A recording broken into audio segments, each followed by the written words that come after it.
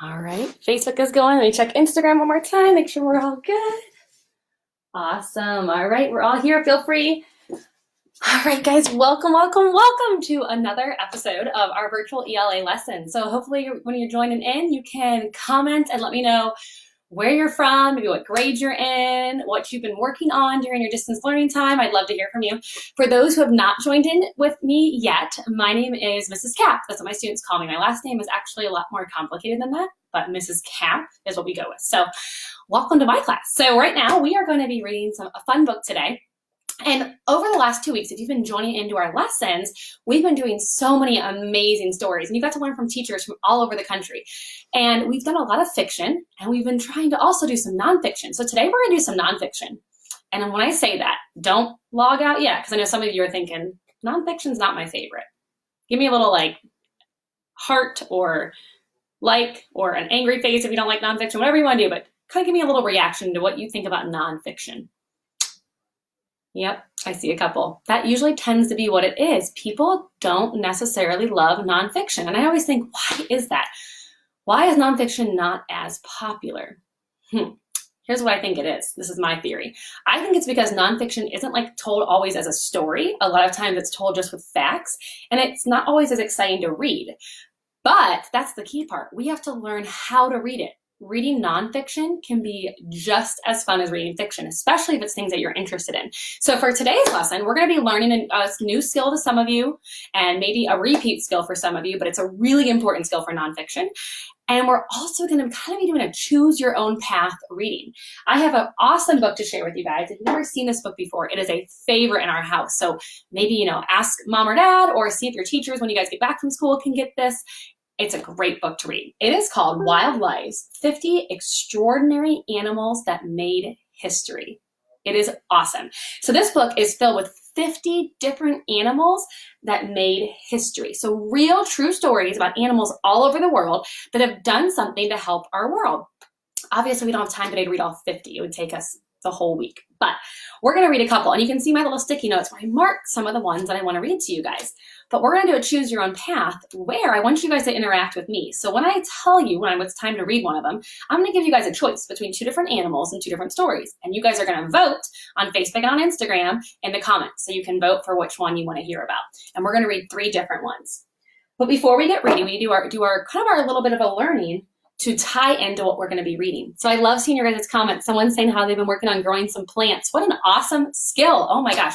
What a great skill that you probably wouldn't have always had time to do if you didn't have this time with your family. So I love that you're learning some great skills like that. All right. Behind me, 2 anchor charts. Okay. You're probably familiar with seeing anchor charts in your classroom, right? So we're going to focus on 2 skills while we read today. The first one is going to be our big skill, our most important skill that we're going to focus on today. And if you did not download the freebies that go with this resource yet, or if your teachers did not assign them to you, you can always go to the link in the caption of this video when this video is all done, and you'll be able to link to all the free resources. So what we're going to do today is we're going to taco about main idea. Okay, so you can see right here, main idea and supporting details. Before I even teach it all what that is, if you want, give me a little type in the comments, your own little definition of what is main idea. So if we're reading a book together, a passage, a story, and I say to you, what was the main idea of that story? What was the main idea of that passage? Or what was the main idea of that text? What would I be asking you? What am I asking you for? Go ahead and comment on that. Think about it, and then if you get a chance, type your comments in. What does main idea mean? And then to go with that, what are supporting details? We always do in our classroom a little chant. You guys want to try it? Yeah? Okay, so we do a little chant with some motions, all right? So we think of main idea and supporting details like a house. And I see some comments coming through, which I love to see. So yes, main idea is the most important thing, right? It's the most important thing that the text is all about. It's what it's mostly about. And supporting details support that. They're about it. We talk in our classroom about in every book that's nonfiction, whether it's a passage or an article or a story, there is the fluff, and then there's the meat and potatoes, right? When we're eating our dinner, our meal, whatever it is that you're eating, the meat and potatoes is the most filling part of it, whatever it is that you love, okay? And then the fluff, it's the extra. It's the stuff that you have with it that, it's good to have, but you don't need it. It's not what fills you up. in main idea and supporting details, we're looking for the stuff that fills us up. So what we do is we say main idea with our little house. I don't know if you can see me on Facebook. Ready? So we're going to main idea. Go ahead and try that. Ready? I'm going to try it. Main idea. There we go. Most important. Ready? Let's try that again. Main idea. Most important. One more time. Main idea. Most important. Got that? And then we say supported by details. Like that. Supported by details. Let's try it again. Ready? Main idea. Most important. Supported by details. That's like our little house, okay? So we just do that in our classroom for just a quick little review on main idea and supporting details. Let's try it one more time. You ready? Main idea, most important.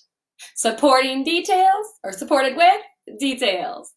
I messed it up that time. Hopefully you guys did it right. All right, so main idea and supporting details. Seeing your guys' comments, I love it because a lot of you already know what this is, but some of you might not yet because this is sometimes taught towards the end of the year because it's a hard skill, especially in the elementary age. So main idea and supporting details, we're gonna talk about it. I like to think of tacos because tacos are like my favorite food. How many of you guys love tacos? Yeah, you're with me. I know it's not Taco Tuesday, but we can still do some tacos talk. So for main idea and supporting details, we ask ourselves, what was this text mostly about? That's when we're looking for the main idea. And we think of it like a taco. The taco shell, right? That holds all the stuff together. It's the most important thing of our taco. Without the taco shell, it's not a taco. It's a taco salad or it's, I don't know, just some taco stuff, right? I like those too, but when I want a taco, I want my taco shell. So you have to have your taco shell, and that's your main idea, your most important thing. And then you get to fill and stuff that taco shell with your, fillings or whatever you like on your taco. So for my basic taco here, I did meat, cheese, and you could probably call this lettuce or guacamole. I'm gonna call it avocado or guacamole because I love guacamole on my tacos, but it also probably could be lettuce. That's usually what we say it is. So main idea, that's the most important thing in the text, right? And then we have a supporting detail 1, supporting detail 2, supporting detail 3, okay? So we have details that support it. They have to be about the main idea. If you download the resources to go with this, you can have your own little anchor chart to go for yourself to reference it. So students, you get your own. And you can see right here, mine isn't filled out.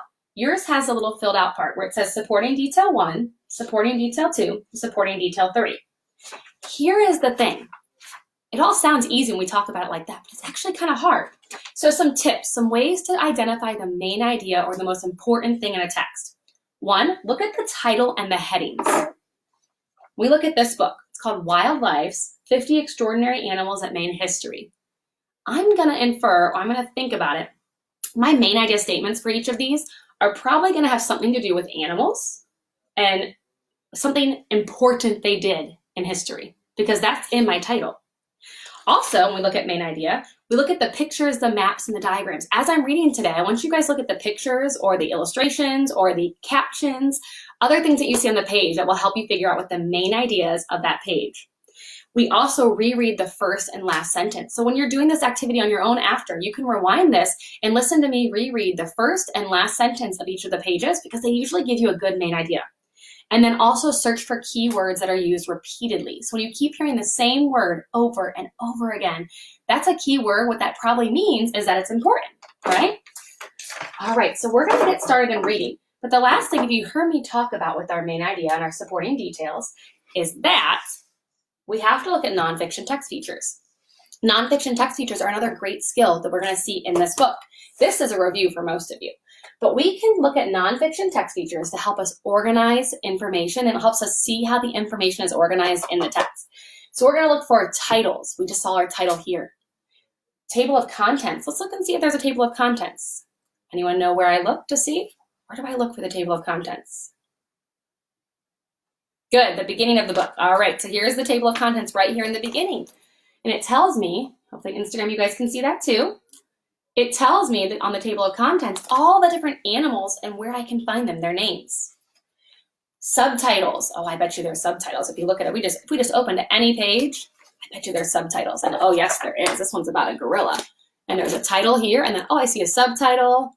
I see another subtitle. charts or diagrams we can look for, photographs, I definitely see some photographs, a caption to tell us what's happening in that photograph, special print, that's like bold, really thick, bold words, or those slanted words, we call those italicized or underlined. Labels that point to things and tell us what it is. An index is going to be in the back of our book, as well as the glossary. Let me see if this book has an index or a glossary. It does. Here's our index to tell us certain key terms on certain pages. And our glossary, who knows what a glossary is? It tells us definitions, very good. And there is a glossary here. Here's a glossary with important definitions. Maps are another thing we see a lot of. All right, so as I'm reading today, I want you to be hunting for some of those nonfiction text features. All right, are you guys ready to read? Me too. Okay, so there's so much good stuff. As I'm reading today, I want you to keep in mind that main idea. So let's do our chant. Ready? Set. You repeat after me. Main idea. Got it. Most important. Got it. Good. Supported by details. Good. All right, so we're going to be hunting for a main idea and supporting detail statement for each of these animals we read about. First up, here's where you get to interact with me. I want you to tell me what you want to read in the comments, okay? So I'll take a look at the comments, I'll scroll through, and you can tell me which one you want to read about. So the first one we're going to read is in the section of the book called Rescue and Protect. So these are animals who rescued and protected people in our country. The first animal is an elephant. So if you want to read about an elephant, or we're choosing our path, do you want to read about a gorilla? So an elephant or a gorilla? Give you guys about 30 seconds to vote. Elephant or gorilla? Looking for your votes. Elephant or gorilla? Ooh, see a couple coming through. Good job. I see Instagram typing in. Good. All right. It looks like, oh my goodness, there's a little bit of both. Looks like elephant is the most though. So we're going to go with elephant. So the elephant we're going to read about today is named Ning Nong.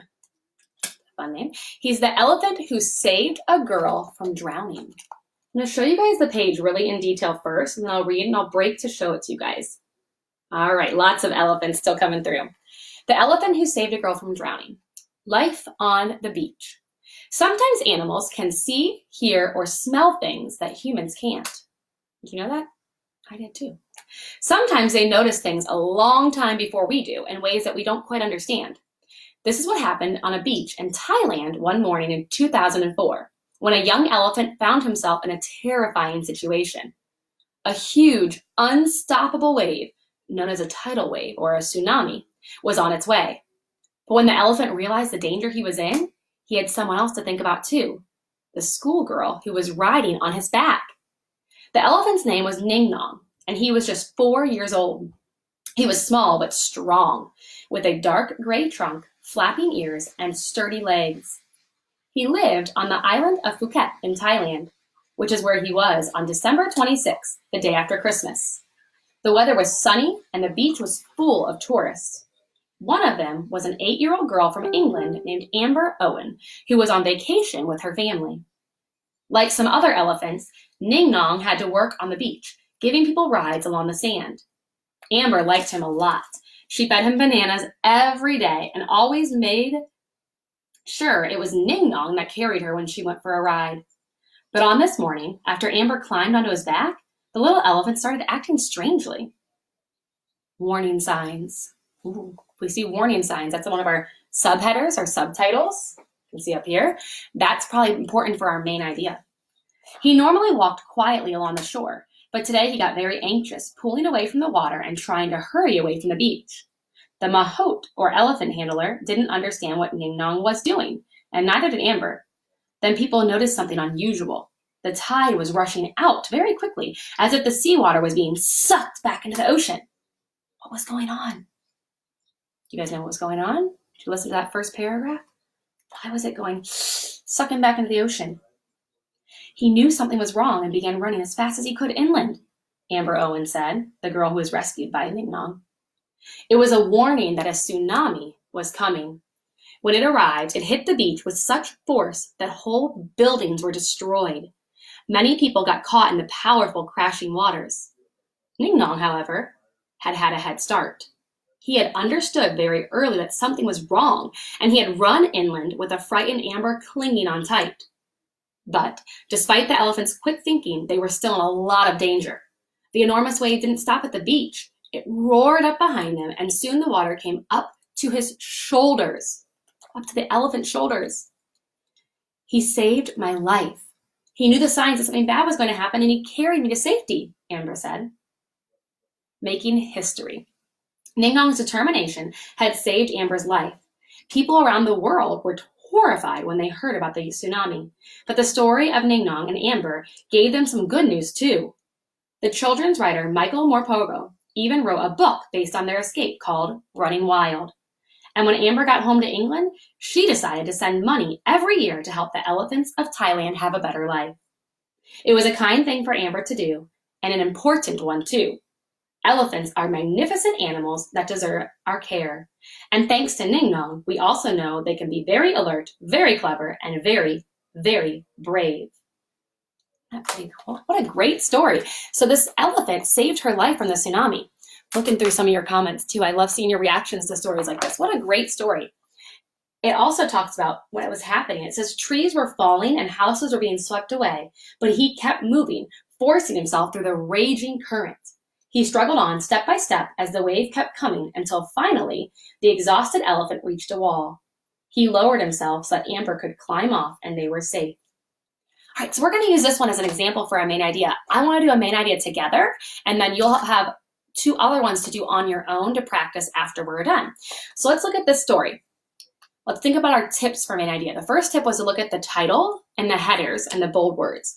So our title is called Ning Nong, the elephant who saved a girl from drowning. Does that help us with our main idea statement? And feel free to comment and share what you're thinking. Share your thoughts with me. We also see life on the beach, warning signs, and making history. The next thing it told us to do was to reread the first and the last sentences. Let me reread those to you. Sometimes animals can see, hear, or smell things that humans can't. And the last sentence was, and thanks to Ning Nong, we also know that they can be very alert, very clever, and very, very brave. So looking at those things, and then looking at our nonfiction text features, looking at the pictures, I'm gonna hold this up to Facebook, and then I'll hold it up higher for you, Instagram. Hopefully you guys can see that. Looking at all those things, can we write a main idea statement? All right, hopefully you're thinking of one in your head. I'm gonna write down the one that I'm thinking of. So for the main idea of this article or this text about Ning Nong, I'm gonna pull in the header and that first and last sentence to make it into my own main idea statement. So I'm gonna say Ning Nong saved a girl from drowning during a tsunami in Thailand. Would that be a good? I think that works, right? So I'm going to say here, Ning Nong saved a girl from drowning. And I'm going to say because he sensed the tsunami, because that was part of our opening sentence.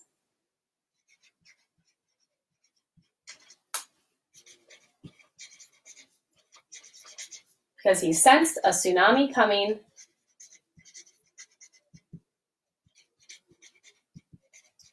in Thailand. I know you guys probably can't read that, but I want to show you how you can write that main idea statement with a capital letter and a period at the end. I know you can't read it, but hopefully you can see the process, right?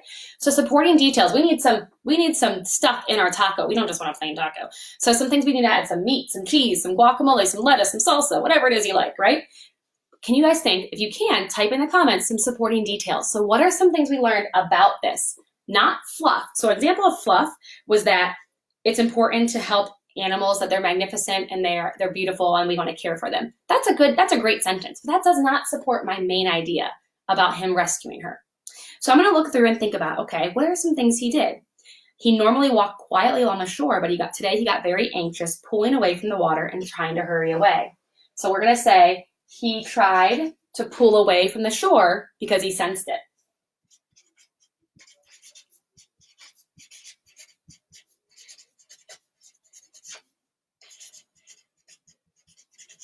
So I'm saying he tried to pull away from the shore during their ride. And that shows us, that supports to us that he sensed the tsunami coming. Good, I see some comments coming through, good. All right, what are some other things? We're gonna say, Ning Nong had a head start and had run inland.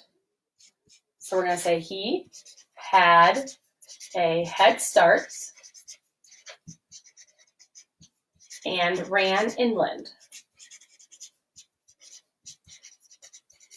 That's a second supporting detail. You guys think of a third one? Oh yeah, Ning Nong was pulling away from the water. Very good. Great supporting detail. Awesome job. Let's see if we can find another one. The wave was up to his shoulders, but he didn't stop. He continued to run. So the wave was up to his shoulders.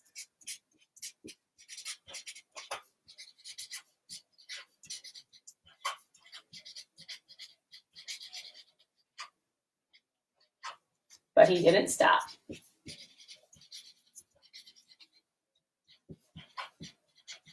Good, so hopefully you guys had some of those answers there to help. Awesome job. All right, let's read about another one. So now I'm gonna read you guys two more. And after our time is up today, I want you to either create your own little organizer with a pencil and paper or download the free resources. I gave you actually a way that you can print and build your own little taco. So you can write on the taco shell and you can write on the meat and the cheese and the lettuce. I also gave a digital version you can use in Google where you can type right on there and build your taco that way too. So I want you to do that on your own with one of these next two that we read.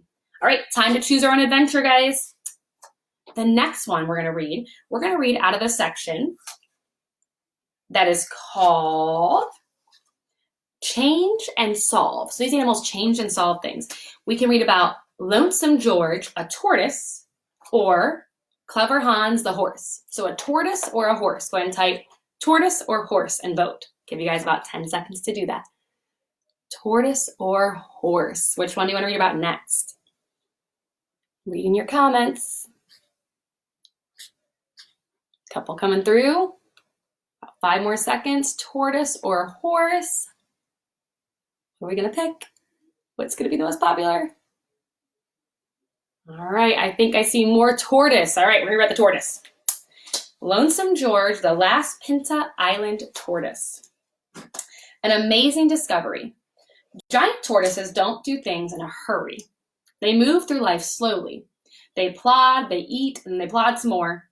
It's not easy for them to rush away and hide, which is why people were very surprised in 1971 when a scientist spotted a giant tortoise living on the island of Pinta in the Galapagos Islands. Oh, I love that. I love the Galapagos. I would love to go there.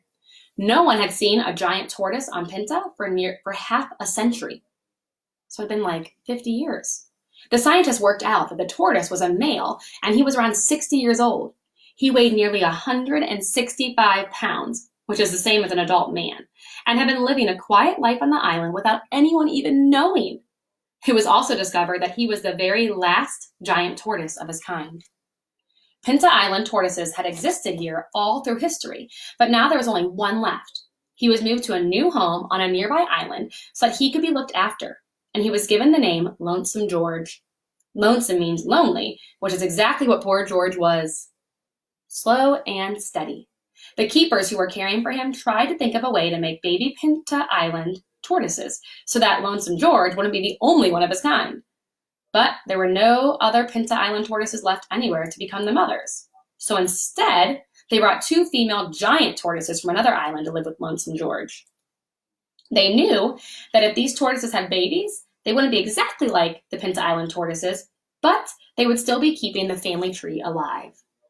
Although both female tortoises laid eggs, none of them hatched. Lonesome George continued to have a slow, steady life. But because he was the only Pinta Island tortoise in the world, he grew very famous. With his long neck, curved shell, and sparkling dark eyes, he became a symbol for conservation, which is the protection of wild things and places. He helped people to see how important it is to look after rare animals. Lonesome George died peacefully in June 2012, 40 years after moving to his new home. We think he was more than 100 years old, which means he lived through 2 world wars and the invention of the television, the jet engine, and the computer. But it's amazing to think that 100 years old was actually quite young for a Pinta Island tortoise. Scientists think some of them once lived up to the age of 200 years old, so they outlived most humans. Making history.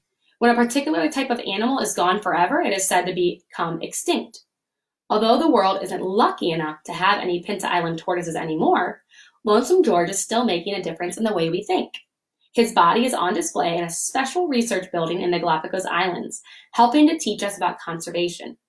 It's always very sad when an animal becomes extinct, but by remembering this gentle giant of a tortoise, we can try to make sure it never happens again. So there's Lonesome George. He was the last tortoise there. Isn't that a cool story? Lived for over 100 years. Sad that they became extinct, but we can learn so much from that and what the work that our zoos do and also other naturalists around the world. All right, I think we have time for one more.